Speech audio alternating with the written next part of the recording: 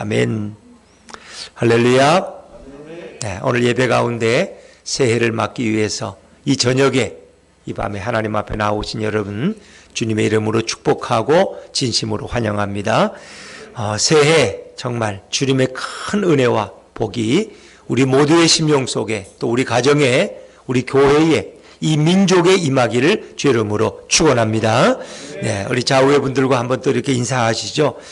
축복의 새해가 되시기 바랍니다. 축복의 새해가 되시기 바랍니다. 우리 어린이들도 이렇게 오니까 더 좋아요. 우리 어린이들이 마스크를 쓰니까 시끄럽게 하지도 않고 조용히 그냥 예배에만 집중하고 기도만 해서 또 너무 감사하네. 그렇죠? 우리 어린이들이 마스크 쓰고도 그게 이제 익숙해져서 벗지도 않고 얌전하게 있는 거 보니까 또 하나님이 얼마나 기뻐하실까 그런 생각이 드는데, 이렇게 밤에 왔으니까 여러분들에게도 오늘 하나님의 정말 귀중한 지혜의 축복이 임하기를 간절히 바랍니다.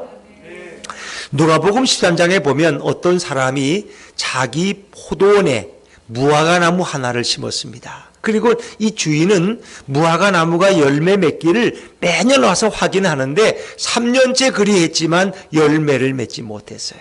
그랬더니 이 포도원 주인이 뭔가 마음이 불편해서 과원지기, 이 포도원을 일하는 농부에게 말합니다.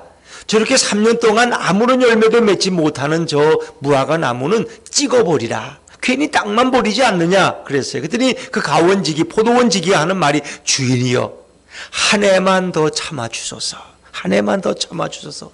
제가 열심히 잘 돌봐서 열매를 맺으면 좋고, 그럴 때도 열매를 맺지 않으면 그때 찍어버려도 늦지 않습니다. 그래서 정말 이 가원주기의 요청으로 주인은 그 열매 맺지 못하는 무화과 나무를 잘라버리지 않고 한 해를 더 연장했다고 하는 것입니다. 아마 내가 보기에 그 무화과 나무는 그 다음에 아마 훌륭한 열매를 맺었을 거예요. 어찌 보면 여러분 그렇지 않습니까?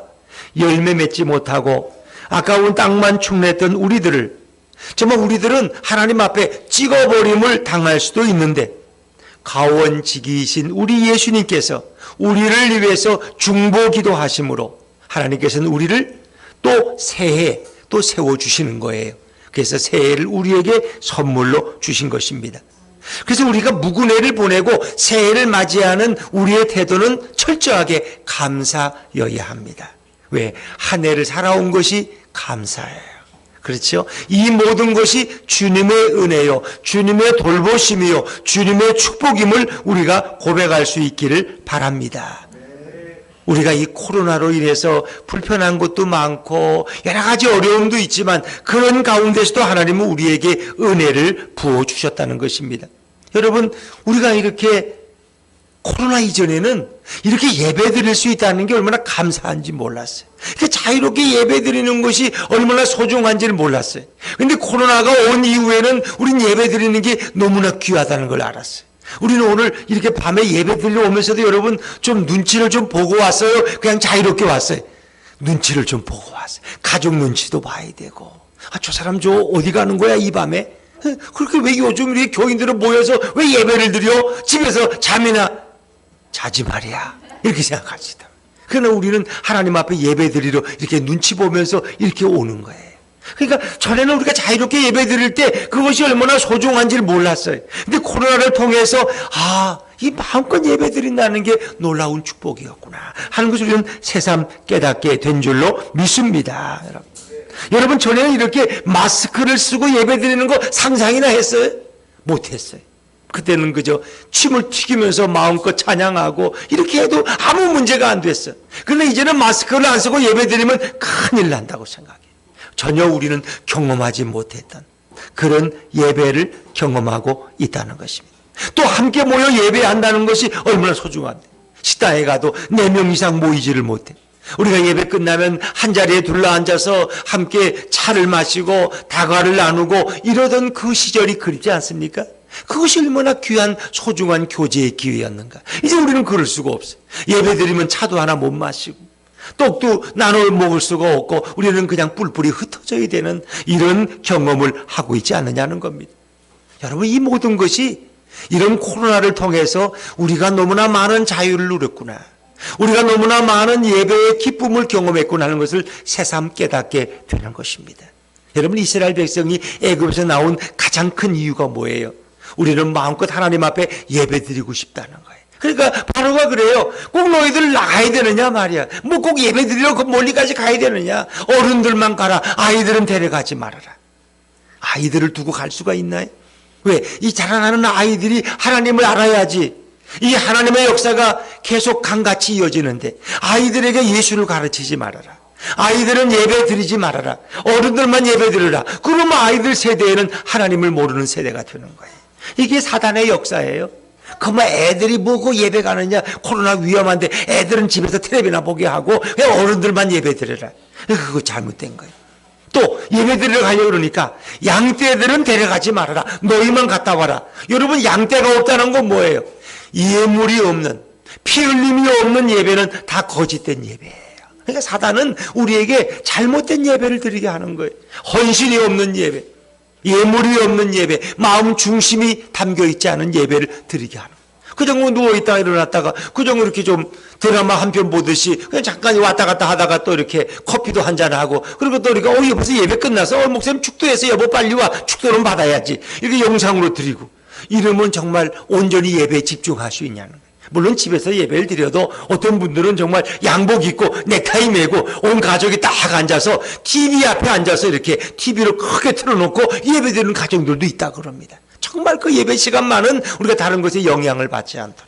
그러나 우리는 예배 드릴 때, 집에서 예배 드린다면 아무래도 자세가 흐트러질 수 있어요. 그러니까 이 시대에 코로나가 문제가 아니라 우리가 하나님 앞에 예배를 제대로 드리지 못하는 이런 안타까움이 있다는 것입니다. 그러나 우리는 코로나 가운데서도 예배의 소중함을 또 한번 생각하게 되는 거예요. 역시 우리 시대의 화두는 뭡니까? 얼마나 과학 문명이 발전하고 얼마나 현대가 의학이 발전하고 과학이 발전하느냐, 이런 데 우리는 관심이 많아요. 그런데 여러분, 이 문명이 발전하는 것이 꼭 좋은 것만은 아니라는 걸 제가 깨달았어요. 제가 오늘 이렇게 묵은 해를 보내고 새해를 맞으면서 집에 이렇게 집사람이 오늘 손자를 보러 이제 수원에 갔다 왔는데 보니까 좀 이렇게 음식 쓰레기가 남은 게 있어서 제가 그래도 이건 버리고 새해를 맞이하려고 제가 음식 봉지를 들고, 물론 자주 가지만 또 오늘 이렇게 갔어요. 갔는데 글쎄 쓰레기통을 열려니까 음식 쓰레기통 키를 안 가져온 거야. 카드를. 그래서 어떻게 헛걸음했죠. 옷을 바꿔 입고 가면서 카드를 안 가져가. 집에 들어오니까 이제 집에를 또 못 들어와. 왜? 이게 또 키를 또 안 가져간 거야. 그래서 어떻게든 현관문 앞에까지는 왔는데, 집 앞에까지는 집에 키가 없으니까 못 여는데 열쇠 번호를 모르겠어 그렇다. 그래서 마침 전화가 있어 전화했더니 이제 이렇게 하는데 그게 또 숫자가 잘 안 나타나요. 그래서 한참 노력해서 겨우 이제 열고 들어갔는데, 제가 잘못하면은 오늘 여기 예배도 못 나오고 문 앞에서 벌벌 떨 뻔했어요. 그냥 이게 현대 문명이구나. 옷을 갈아입고 키를 안 가져가니까 자기 집에도 못 들어가는 이런 참 어려움이 있더라고요. 여러분, 이 코로나 가운데서도 의학이 발전했지만 백신이 개발되는 과정도 힘들고, 또 백신이 온전하지 않아서 부작용이 생기고, 또 백신을 2번씩 맞아도 얼마나 그것이 정말 항체가 형성돼서 효과가 있을지 아직 아무도 몰라요. 역시 인간은 참 연약해. 오직 여호와 하나님만이 절대적인 주권자요, 우리의 구원자가 되심을 믿으시길 바랍니다. 그래서 우리는 아무리 과학이 발전하고 문명이 발전해도 여호와 하나님 앞에 다시 설 수밖에 없어요. 우리의 부족함을 고백할 수밖에 없어요. 인간이 아무리 과학 문명을 발전해도 자랑해도 여러분, 그 모든 것이 이 코로나 바이러스 때문에 모든 것이 무용지물이 돼. 그렇게 아름답게 지어낸 호텔에 사람들이 모일 수 없고, 그 좋은 음식이 있는 식당에 사람들이 가족이 가서 식사할 수 없는 이런 비참한 상황이라면 이것이 어떻게 현대 문명입니까? 그 코로나 바이러스 하나 인간은 해결할 힘이 없다는 것입니다. 그래서 많은 사람들이 말하기를 이제 앞으로는 영원히 이렇게 마스크를 쓰고 생활해야 할지도 모른다는 것입니다. 이것이 이제 우리 삶의 일부분이 되었다는 것입니다. 역시 오늘 우리는 하나님을 바라보고 하나님을 의지하는 자세가 너무나 중요하다 하는 것입니다. 하나님 오늘 우리에게 생명과 시간을 주셨습니다. 여러분, 우리가 생명이 있기 때문에 이 새해를 준비할 수 있는 거예요. 하나님 오늘 우리에게 이 시간을 주셨어요. 여러분, 시간이라는 것은 어떻습니까? 모두에게 공평하게 주어집니다. 부자의 한 시간이나 노숙자의 한 시간이나 그 시간은 똑같은 거예요. 시간은 모두에게 공평해요. 아무리 부유한 사람이라도 한 시간은 돈을 주고 살 수 없어요. 아파트 한 채를 줘도 그 한 시간을 연장할 수가 없어요. 시간은 모두에게 공평한 거예요. 그런가 하면 시간을 저축할 수가 있어요? 시간은 저축이 안 돼요. 난 오늘은 그냥 시간 안 쓸래. 나 저축했다가 나중에 좀 더 쓸래. 이게 안 돼요. 돈은 은행에 저금했다가 이자가 늘고 또 나중에 찾아 쓰면 돼요. 근데 시간은 그게 안 돼요. 시간은 그냥 마냥 흘러가는 거예요. 그래서 하나님께서는 우리에게 미래라는, 새해라는 이런 시간을 우리에게 허락해 주셨다는 것입니다. 여러분, 에베소 5장 16절에 보니까 세월을 아끼라 때가 악하니라. 요한복음 9장 4절에 밤이 오리니 그때는 아무도 일할 수 없다고 성경은 우리에게 증언하고 있습니다. 어떤 장로님의 기도가 생각납니다. 어제 죽은 사람이 그토록 바라던 오늘을 우리에게 선물로 주심을 감사합니다. 어제 장례식장에서 막 숨을 거둔 그 사람에게는 오늘이라는 선물이 없다는 거예요. 아니, 아마 오늘 한 해 하루에도, 이 30일에도 전국에서 수많은 사람이 새해를 보지 못하고 숨을 거뒀을 것입니다. 그러나 저와 여러분, 하나님의 은총 가운데 숨 쉬면서 하나님이 주시는 시간의 선물을 통해서 새해라는 또 새로운 경험을 가지게 되었습니다. 이 모든 것이 주님의 은혜요, 감사의 조건인 것을 믿으시기를 바랍니다. 그래서 우리는 하나님이 주신 시간이 얼마나 소중한가, 이 시간을 낭비하지 말고 하나님의 영광을 위해서, 그리고 하나님의 나라를 위해서 우리가 이 시간을 소중히 보낼 우리는 그런 깨달음과 책임을 가져야 될 것입니다. 우리 예수품 교회가 이제 두 번째로 이 송구영신 예배를 드립니다. 작년에 우리가 또 이날 모여서 예배했을 때는, 그때는 지금하고 달랐죠. 그래도 상당히 많이 이렇게 오셔서 또 그날 안수기도도 하고 또 이렇게 차도 나눌 수 있어서 참 좋았는데, 이제는 그때는 먼 옛날 얘기처럼 들려집니다. 어쨌든 우리 예수품 교회는 이제 2살이 되어갑니다. 그러나 이렇게 2살이 2년밖에 이제 채 안 되지만 그래도 이렇게 훌륭한 성도들을 하나님이 보내셔서 교회가 조금씩 세워지게 하시고, 또 예배의 모습을 갖춰가고, 또 서로 이렇게 교회가 이제 재직을 임명하고 또 사명을 가지고 몸된 주님의 교회를 섬겨갈 수 있는 이런 체제를 하나씩 갖춰가는 것이 얼마나 감사한지 몰라요. 정말 이것이 주님의 은혜이라고 저는 그렇게 생각합니다. 물론 우리는 우리의 부족함 때문에 늘 아픔을 경험하기도 하지만, 주님은 또 그 자리를 누군가를 통해서 또 메꿔주시고 보충해 주시고, 또 우리에게 새로운 기대와 비전을 주셔서 우리가 또 새해를 향해서 꿈을 가지고 출발하게 하는 것도 바로 주님의 은혜인 줄로 믿습니다. 저는 이 교회를 이끌어 가시는 분이 바로 우리 예수님이라고 믿습니다. 주님이 이 교회를 세우셨고 주님이 이 교회를 이끌어 가셔요.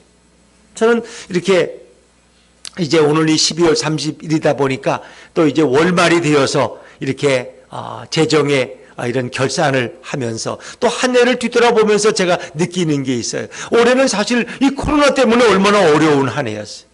그런데도 하나님께서는 또 필요한 재정을 누구의 손길을 통해서든 또 채워주셔요. 그래서 제가 정확한 수치는 잘 모르겠지만 대략 이렇게 보니까 그래도 이 개척교회 2년밖에 안 됐는데 그래도 결산이 아마 1억은 좀 넘지 않겠나 이런 생각이 들어요. 아무리 생각해도 이건 도저히 우리의 이 정성 가진 부족한데 하나님이 어디선가 누구의 손을 통해서 채워주셔서 작년에도 그러했고 또 올해도 그러했고, 하나님께서 이 교회를 이끌어 가시는구나. 물론 우리는 인간적으로 걱정할 때가 있어요. 그러나 하나님은 우리에게 늘 공급하심을 경험하게 하시고, 이 교회를 이끌어가는 이는 너희가 아니라 나다라는 걸 늘 우리에게 말씀해 주셔요. 조금 더 이제 우리가 한 걸음 더 나아가서 새해에는 아프리카에서 가장 가난한 나라가 말라이란 나라예요. 말라이란 나라. 그리고 그 말라이의 수도가 릴롱게라는 곳인데 인구가 한 86만 명 돼요. 근데 거기서 사역하시는 선교사님을 통해서 이제 그 릴롱게 수도에서 한 30분 들어가는 아주 시골 마을에 이제 구제와 선교를 위한 선교센터를 건축하는 일을 새해에는 시작하려고 합니다. 그래서 이제 1월 4일까지 이 말라위는 크리스마스 연휴가 2주랍니다. 그래서 이제 그 끝나면 설계를 들어가서 가로 한 20m, 세로 한 20m 크기에 한 3,500만 원 정도의 예산을 들여서 이제 선교센터를 건축하려고 합니다.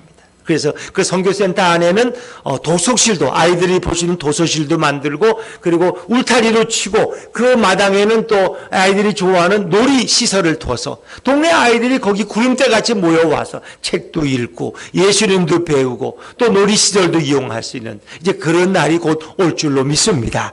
하나 안타까운 건 그냥 코로나 때문에 가보지 못하는 것이 좀 안타깝습니다만은 그래도 이제 내년 후반기쯤 되면은 한번 방문할 기회도 생기지 않겠나 생각이 듭니다. 그 사실은 우리의 여력으로는 부족한데 우리의 기도가 필요합니다. 그래서 그런 뜻을 가지고 이렇게 헌금해 주신 분이 계셔서 예수품 교회 이름으로 이제 예수품 교회가 세우는 첫 번째 이제 개척교회인 셈이죠, 뭐. 그래서 이제 말라위 가장 가난한 그런 나라인 말라위에 선교센터를 세우는 이제 그런 일들을 새해는 또 하게 될 것입니다. 여러분, 이 일을 통해서도 여러분들이 함께 마음을 모두어서 기도할 수 있기를 주님의 이름으로 부탁드립니다. 그래서 우리 예수품 교회는 비록 작고 부족한 교회이지만 주님이 주인 되시기 때문에 우리는 작고 약한 교회이지만 주님이 함께 하시면 정말 강한 교회가 되어서 세계 열방을 향해서 기도하고 뻗어나가는 아름다운 교회가 될 줄로 믿습니다. 그래서 우리는 뭐 교회가 작다고 이렇게 뭐 슬퍼할 것도 없고 기죽을 것도 없어요. 오히려 이 시대는 작은 교회가 더 큰 일도 감당할 수 있는 것입니다. 왜? 주님이 능력 주시면 우리는 불가능한 것이 없어요. 그래서 이제 새해에는 또 선교센터를 세우고 또 새해 연말이나 2022년에는 또 다른 곳에 인도네시아쯤에 또 하나의 교회를 건축해서 또 거기에도 마음껏 그분들이 예배드릴 수 있도록 돕는 일을 진행하려고 기도하고 있습니다. 여러분들도 우리 예수품 교회는 비록 2년밖에 안 된 개척교회지만은 이제 다른 교회를 건축하고 그리고 많은 교회들을 지원하고 선교사들을 돕는 아름다운 교회라는 자부심을 가지면 좋겠습니다.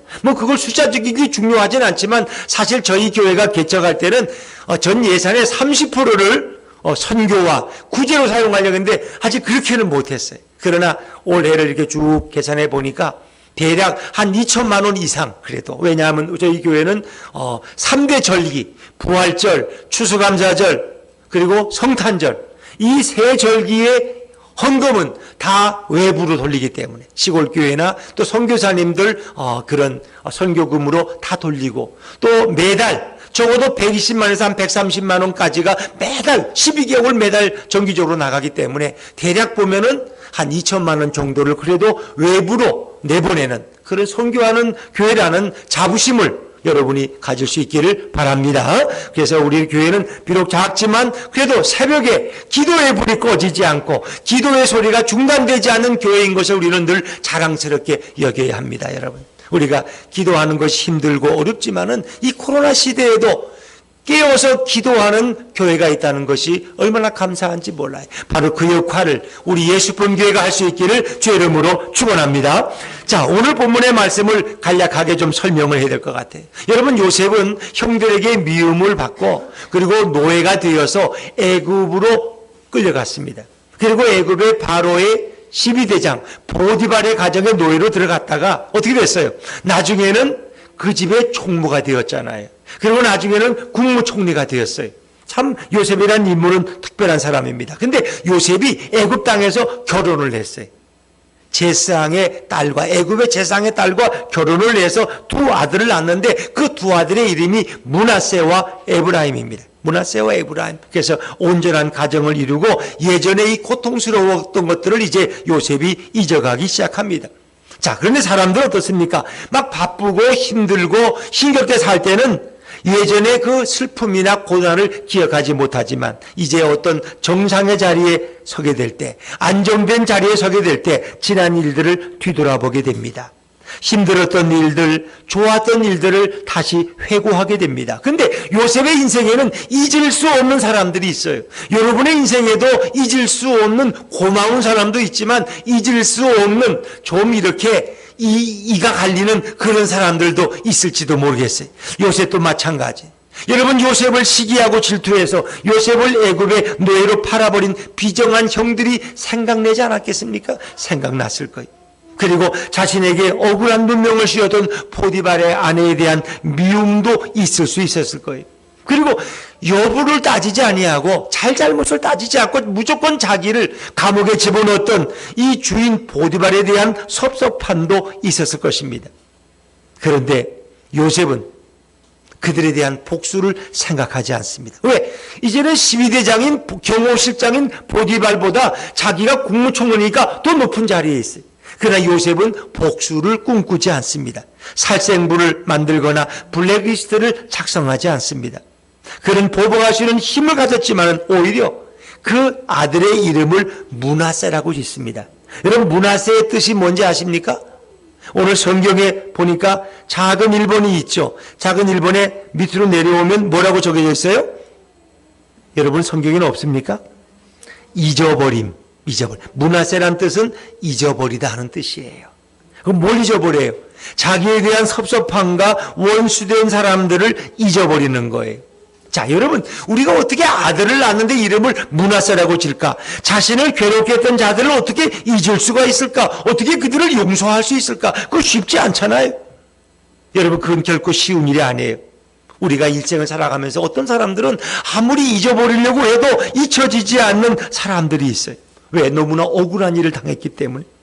내게 피해를 준 사람이 떠오를 때마다 분통이 터지고 분노가 끓어오르고 잠을 이룰 수 없는 경우가 우리 인생에 왜 종종 없겠습니까? 요셉의 과거의 고난을 생각해 보면 정말 억울한 고난입니다. 여러분, 아버지 집에 있을 때도 그가 뭐 큰 잘못한 것도 없어요. 근데 형들이 괜히 요셉을 미워했어요.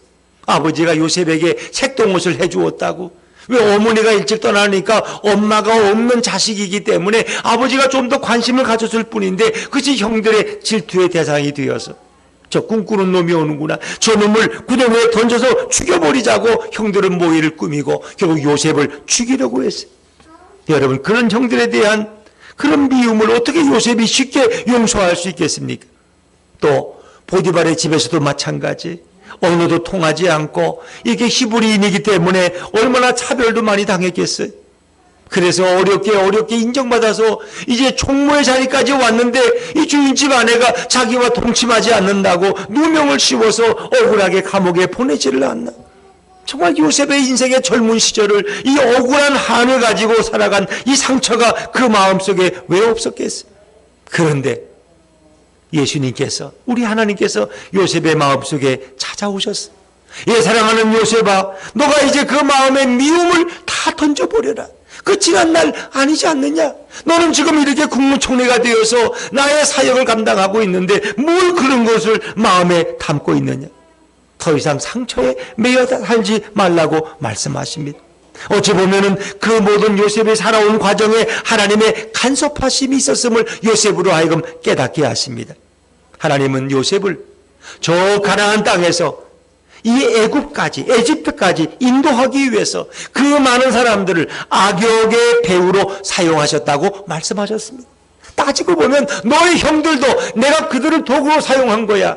너를 바로 이 에집트까지 인도하기 위해서, 너를 바로 고난도 있었지만 너를 에집트의 국무총리가 되게 하기 위해서, 너가 국무총리가 되어서 식량 정책을 잘 세웠기 때문에 이제 에집트에 7년 동안 풍년이 오고 또 7년 동안 이제 가뭄이 오고 기근이 오는데 거기서 모든 백성들을 구원할 만한 그런 창고를 짓고 백성들을 구제할 수 있는 그 힘 있는 국무총리가 되게 하기 위해서 내가 너를 에집트까지 보내지 않았느냐. 예수님께서는 요셉을 찾아오셔서 그렇게 말씀하셨어요. 그리고 아들을 낳는데, 첫 아들을 낳는데 그 이름을 므낫세라고 지라고 말씀하셨어요. 그래서 요셉은 그 아들을 잊어버리다, 므낫세라. 잊어버린다는 건 뭐예요? 원한 한 맺힌 것들을 다 용서하고 다 잊어버린다는 거예요. 사실 요셉의 애굽식 이름은 사브낫 바네아예요. 그런 애굽의 총리이기 때문에 애굽식의 이름을 가졌어요. 그런데 자기 아들의 이름은 히브리식으로 줬어요. 그래서 그 이름을 므낫세라고, 잊어버렸다 하는 뜻이라고 했어요. 그러고 나니까 하나님이 둘째 아들을 낳았는데 그 이름을 또 에브라임이라고 지었어요. 에브라임의 뜻이 뭐예요? 창성하다, 번성한다는 거예요. 번성한다는 거예요. 이게 하나님의 뜻이 있어요. 그래서 하나님은 이제 네가 너를 괴롭게 하고 너를 억울한 과정으로 이끌어갔던 수많은 사람들을 너가 용서하고 그들을 다 잊어버릴 때 내가 너를 창성하게 하는 복을 내려줄 거야. 할렐루야. 하나님 말씀하시는 첫 아들의 이름은 므낫세, 잊어버리다, 용서하다. 둘째 아들의 이름은 에브라임, 번성케 하시다. 우리가 과거의 아픔과 슬픔을 다 잊어버리고 용서할 때 하나님은 새해 우리에게 번영의 선물을 허락하실 줄로 믿습니다. 이것이 바로 우리 하나님의 뜻이에요. 하나님께서는 요셉이 과거의 상처에 매이지 않기를 원하십니다. 어떤 사람들은 과거 얘기만 하면 막 그냥 막 화를 내고 얼굴이 울그락불그고 정상 이성을 잃어버려. 왜? 아직도 용서하지 못한 게. 시어머니 얘기만 나오면 막 화를 내는 며느리도 있고요. 그냥 자식 얘기만 나오면 막 억울해서 우는 부모도 있고요. 왜? 그 용서하지를 못했어. 내가 지름을 어떻게 키웠는데 나를 이렇게 할 수가 있어 하면서 그 섭섭함이 미움으로 변해서 한이 맺혀 있는, 우리는 그것을 잊어버려야 돼요. 주님의 은혜 안에서 다 용서하고 덮을 수 있기를 주의 이름으로 축원합니다. 하나님 우리를 상처에서 건져주시는 분입니다. 하나님은 모든 분노와 아픔에서 인생을 구원하시는 분입니다. 그리고 우리에게 풍성한 삶을 예비하시는 분이 바로 우리 여호와 하나님이요 예수님인 것을 믿으시기를 바랍니다. 여러분, 우리 예수님께서도 이 땅에 오셔서 사람들에게 모진 고통과 비웃음을 당하셨어요. 사람들이 얼마나 예수님을 비웃었어요. 그러나 예수님은 그들의 모든 고통과 조롱과 비난을 다 잊으셨어요. 다 용서하셨어요. 심지어 십자가에서 자신을 십자가에 못 박은 그들도 다 용서하시고 잊어버리셨어요. 다 마음에 품으셨어요.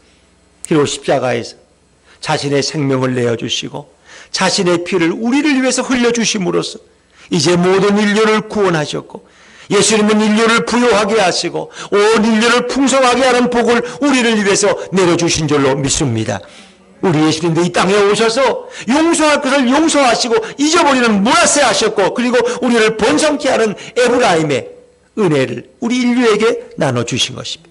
용서란 무엇입니까? 잊어버리는 것입니다. 용서는 우리를 용서하신 그 하나님의 사랑으로 모두를 품고 받아들이고 이해하는 것이 바로 용서입니다. 요셉은 바로 하나님이 주시는, 예수님이 주시는 그 용서의 마음을 품었기 때문에 용서할 사람들을 용서하고 잊어버릴 사람들을 잊어버릴 수 있었습니다. 용서하는 사람은 자신의 상처와 아픔을 치유받을 수 있습니다.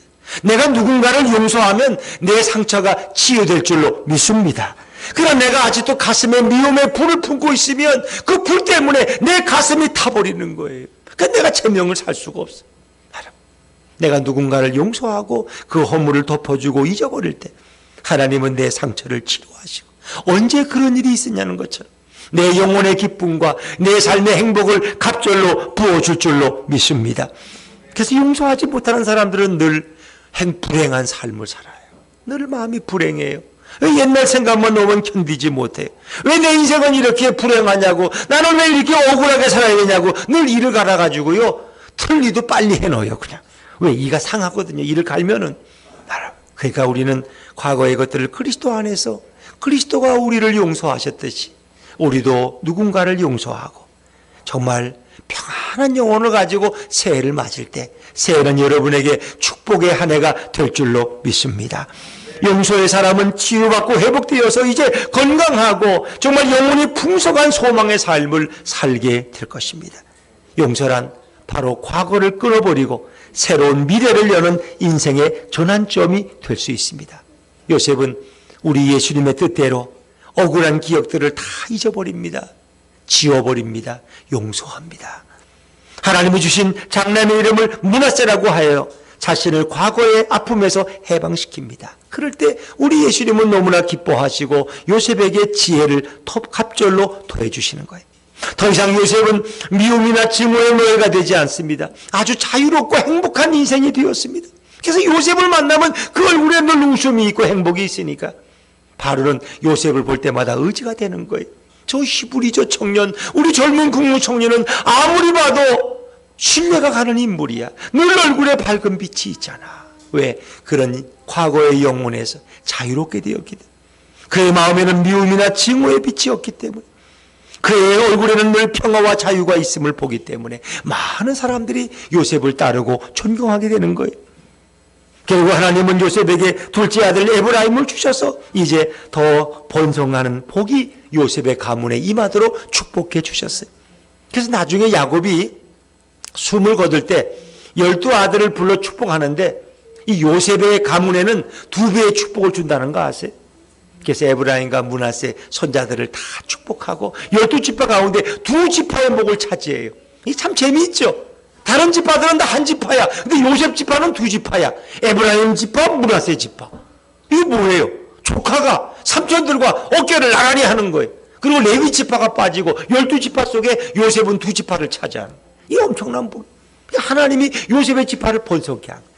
그 2지파를 합치면 인원이 얼마나 많아요. 유다 지파를 능가하는 거예요. 참 놀랍죠. 이게 하나님의 역사예요. 미움을 버리시고 아픔을 끊어버리시면 하나님이 새해 새로운 번영의 은혜를 부어줄 줄로 믿습니다. 이것이 바로 주님의 역사입니다. 그래서 요셉의 복이 뭐예요? 그 담을 넘었다는 거예요. 요셉의 축복은 자기만 누리는 것이 아니라 그 복이 담을 넘어서 가지가 뻗어나가듯이 많은 사람에게 영향을 주었다는 거예요. 그러니까 요셉의 식량 정책 때문에 그 인근 각지의 사람들이 굶어 죽지 않고 다 살 수 있어요. 심지어 가나안 땅에 있는 요셉의 부모의 형들의 가족들 71명이 이주해서 다 생명을 건지잖아요. 옛날에는 먹을 게 없고 기근이 오고 비가 안 오면요 다 죽는 거예요. 그냥 짐승이나 사람이나.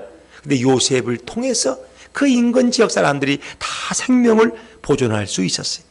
여러분, 묵은 애를 보내는 매듭은 바로 누군가를 먼저 용서하는 것입니다. 그가 누구든지 직장의 동료이든 사업의 파트너든 가족들이든 내게 불행한 일을 회상하게 하는 사람이든 그를 용서하는 것입니다. 축복과 번성의 새해를 받는 비결은 바로 내 마음속에서 버리지 못했던 것을 버리고 내 마음속에 증오나 미움, 복수의 감정을 다 털어내버리는 것입니다. 지난날의 상처를 잊지 못하면 그 인생은 에브라임으로 나아가지 못하고 더 심각하게는 하나님을 부정하고 원망하며 살아가는 비참한 인생으로 전락할 수도 있습니다. 그러나 그 모든 것이 날 훈련해서 바르게 세우고자 하시는 하나님의 계획이었음을 깨달을 때 잊고 용서하는 므낫세의 인생이 되고 에브라임의 번영의 복이 저와 여러분에게 임할 줄로 믿습니다.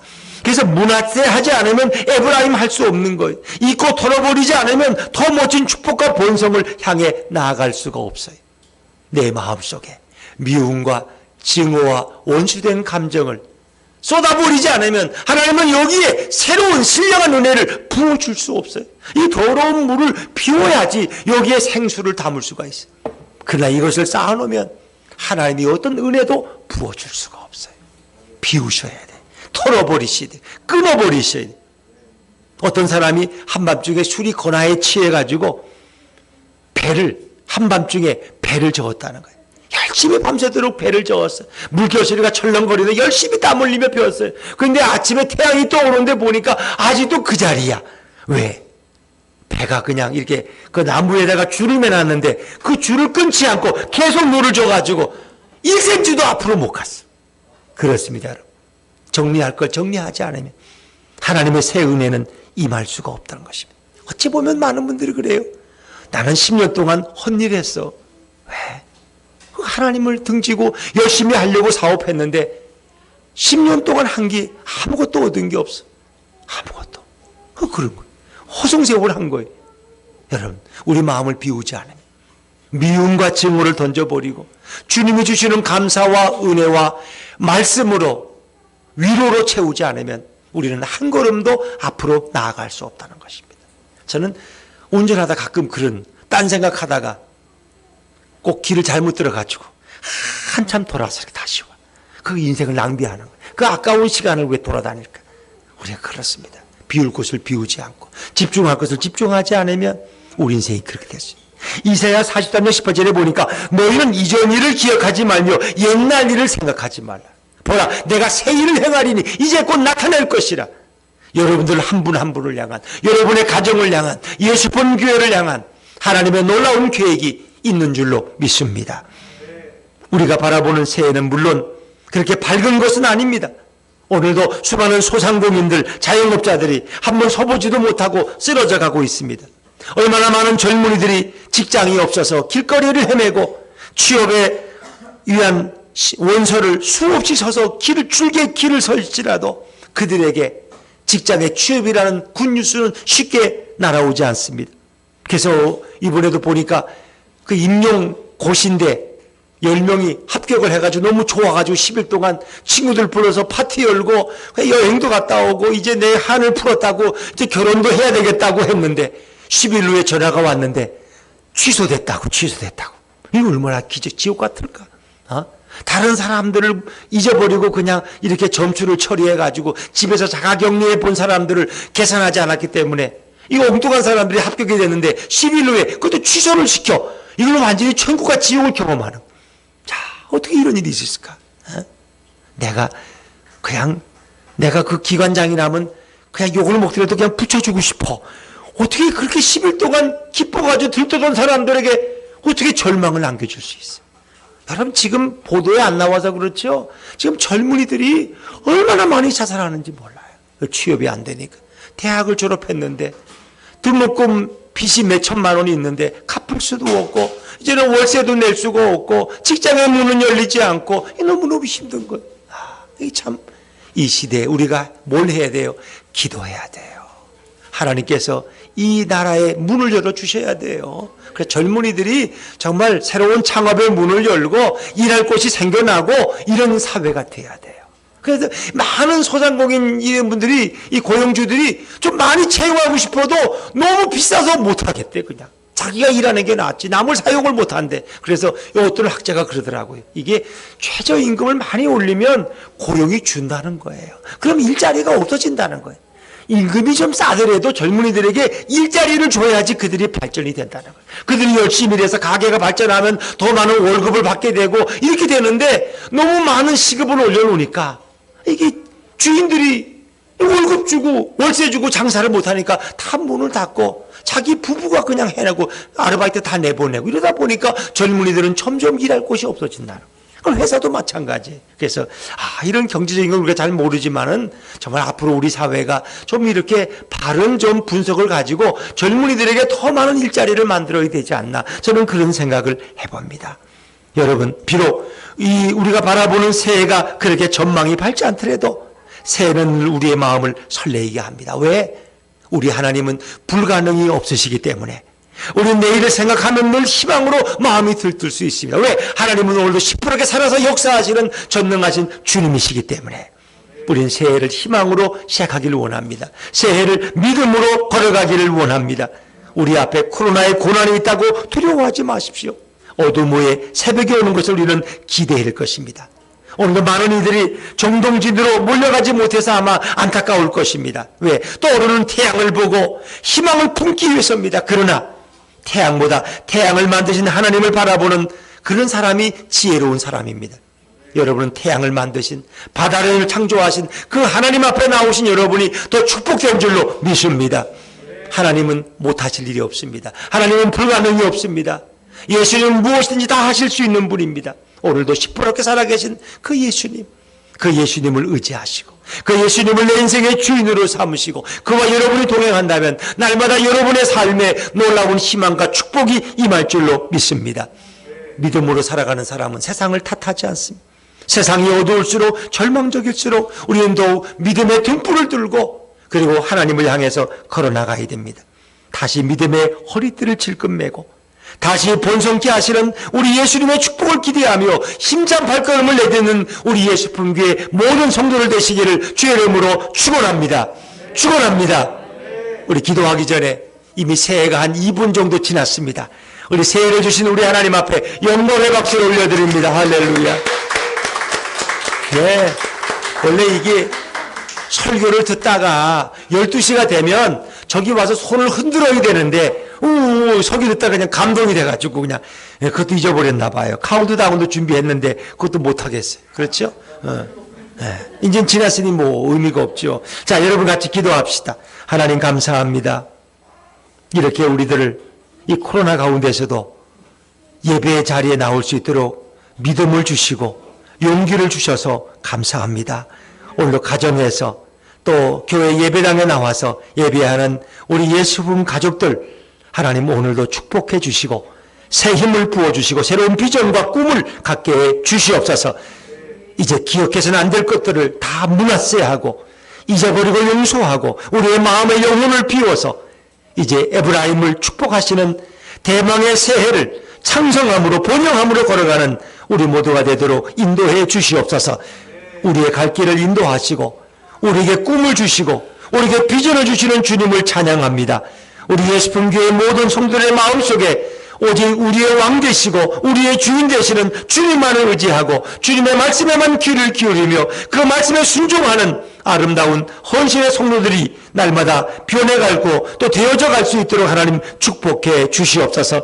새해는 더 밝은 날이 올 줄로 믿습니다.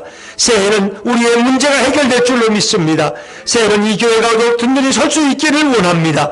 하나님 축복하시고 우리의 가정 위에 영혼이 잘된 같이 보험사가 잘되고 강건한 은혜를 갑절로 부어 주시옵소서. 예수님 이름으로 기도드리옵나이다. 아멘. 우리 다 같이 자리에서 일어나셔서 함께 우리 찬양하실까요? 347장입니다. 347장.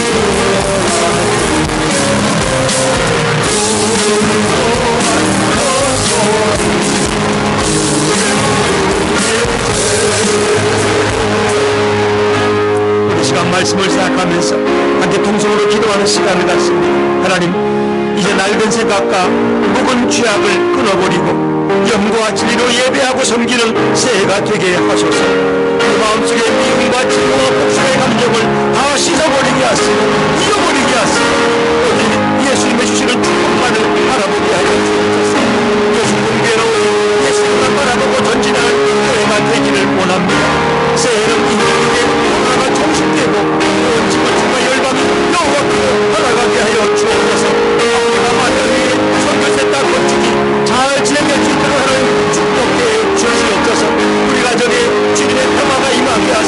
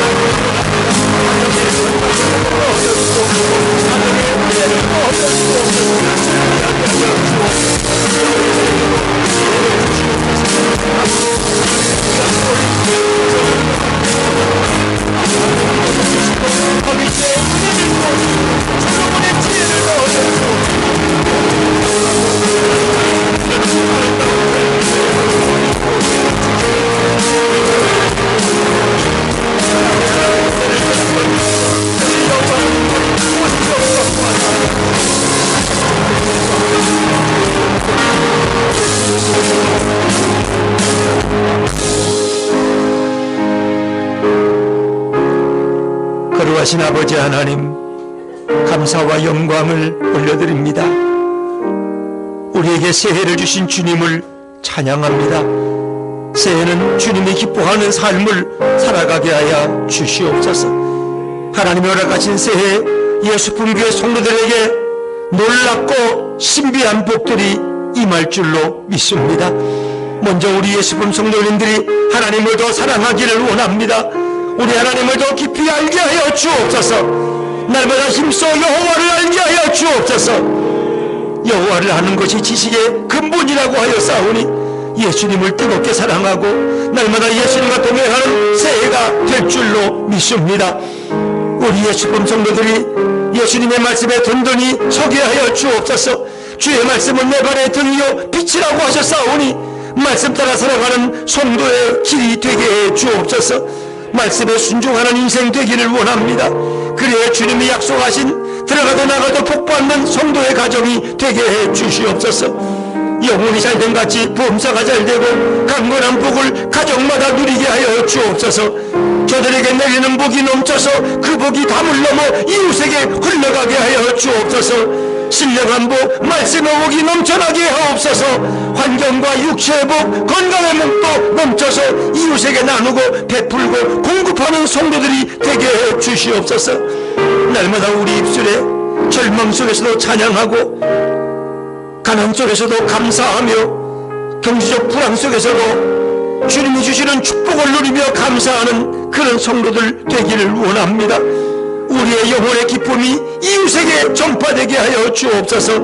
코로나가 우리에게 접근하지 못하도록 성령의 두루마기를 둘러 주시옵소서.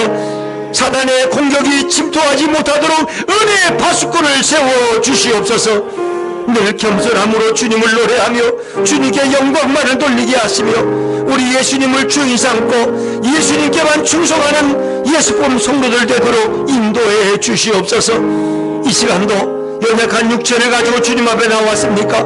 치료의 광선을 발하여 주시옵소서. 병이 떠나가게 하여 주시옵소서. 나사렛 예수를宣명하노니 모든 어둠의 영들은 떠나갈지어다. 질병은 치료받을지어다. 나음을 입을지어다. 가정의 문제들이 해결될지어다.